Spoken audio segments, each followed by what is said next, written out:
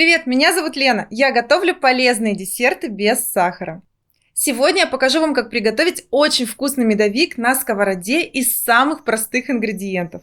Тортик получается очень нежный, и не скажешь, что он приготовлен без духовки. При этом он содержит достаточно много белка и имеет низкую калорийность. Смотрите внимательно, все секреты в этом видео. Друзья, я подготовила для вас новый сборник рецептов. И, наконец-то, это торты. Меня много раз просили именно о них. В этом сборнике 7 рецептов тортиков, которые готовятся без духовки. Среди них шоколадный, бисквитный, морковный и даже веганский красный бархат, естественно, без красителей. Большинство из этих тортов готовится очень легко, а результат – потрясающе вкусные торты без намека на простоту их приготовления.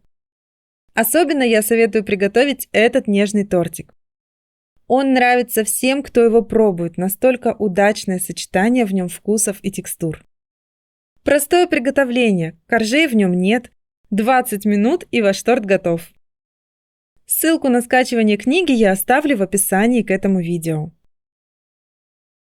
Нам понадобится 200 грамм творога. Подойдет любой творог без лишней жидкости. И, конечно, творог должен быть натуральным. Добавляем к нему 140 грамм меда, 4 крупных яйца и тщательно измельчаем эти ингредиенты блендером до максимальной однородности.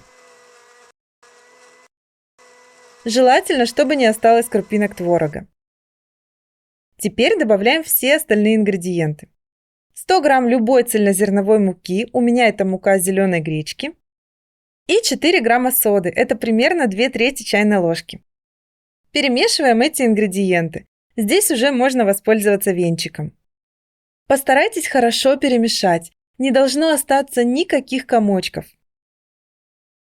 Получается вот такое достаточно густое тесто. Сковороду смазываем маслом и хорошо нагреваем. Выкладываем 1/4 теста. Я отмеряю по весу, и это около 160 грамм. И распределяем по сковороде до нужного диаметра. У меня примерно 18 сантиметров.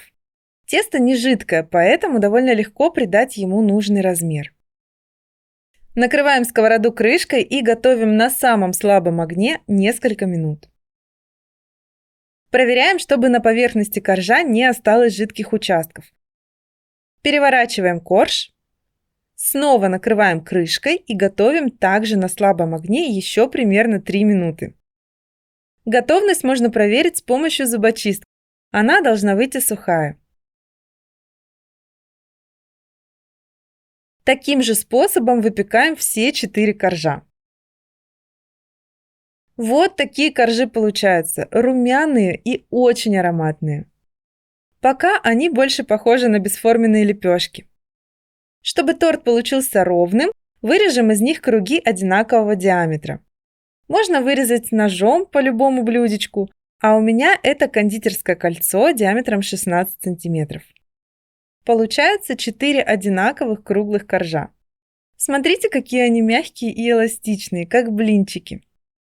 Обрезки сохраняем, они понадобятся для обсыпки. Я предпочитаю их подсушить, чтобы крошка была хрустящая.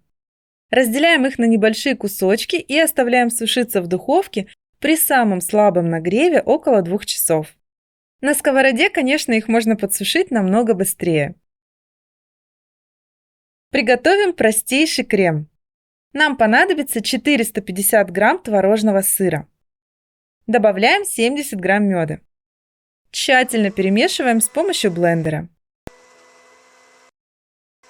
Получается вот такой устойчивый гладкий крем. По вкусу он ближе всего к сырному или творожному. По сладости можете регулировать и добавить в него больше или меньше меда. Я буду использовать для крема кондитерский мешок, но это, конечно, не обязательно. Собирать торт я буду в кондитерском кольце. Так он получится идеально ровным, но можно собирать и без кольца. На подложку капаем немного крема, чтобы зафиксировать торт. Выкладываем первый корж. Сверху 130 грамм крема. Разравниваем его лопаткой. Второй корж. И так собираем весь торт. На верхний корж также выкладываем совсем немного крема, буквально 40 грамм. Распределяем. Накрываем торт пищевой пленкой. Если вы собирали торт без формы, то накройте его пищевой пленкой со всех сторон, чтобы он не заветрился и сохранил форму. Оставляем в холодильнике как минимум на 4 часа. Обрезки от коржей измельчаем в крошку с помощью блендера. Получается такая бархатистая медовая крошка. Когда торт настоялся, освобождаем его и покрываем оставшимся кремом со всех сторон. Сверху посыпаем его медовой крошкой. Удобно при этом держать торт над противнем или большой тарелкой, потому что крошки неизбежно будут сыпаться. Я покрываю тортик сверху и сбоку. Этот торт отлично смотрится в обсыпке даже без декора. Вот такой простой и очень аппетитный тортик. Он выглядит так уютно и по-домашнему. Давайте его разрежем.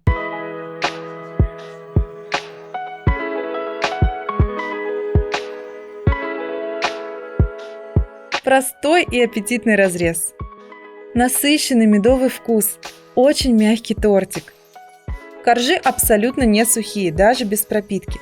Мягкие, сочные, очень вкусные, нежно-медовые. И потрясающий сырный крем. Тоже медовый, и это очень вкусно. Крем в меру сладкий, я бы даже сказала, с легкой кислинкой от сыра. Но с коржами отлично гармонирует. В целом торт по сладости средний. Для тех, кто на ПП, в самый раз. А для тех, кто привык послаще, можно положить побольше меда в крем.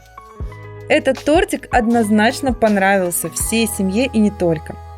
А самое приятное, что готовится он так легко и даже без духовки.